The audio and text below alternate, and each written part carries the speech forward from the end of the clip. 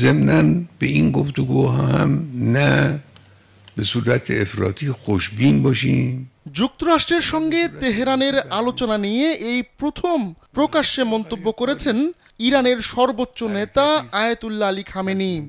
মঙ্গলবার তিনি জানান, যুক্তরাষ্ট্রের সঙ্গে চলমান এই আলোচনা নিয়ে তেহরান অতিরিক্ত আশাবাদী বা হতাশ নয়। بعد از این هم بایستی کاملا با دقت دنبال بشه خطوط قرمز।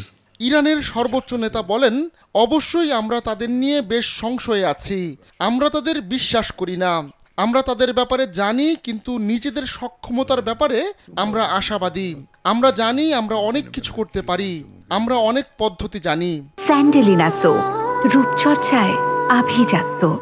به طرف مقابل البته خیلی بدبین طرف مقابل رو قبول نداریم، میشناسیم طرف مقابل।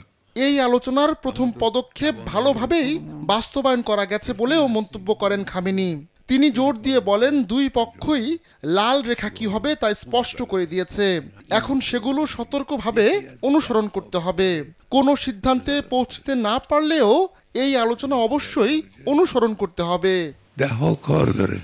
یکیش هم این گفتگوهای عمان و این مسائلی است که حالا اخیراً مطرح شد। 2015 সালে পরমাণু চুক্তি নিয়ে যে ভুল হয়েছে, এবার যেন সেই ভুল না হয় তা নিয়েও খামেনি সতর্ক করে দিয়েছেন।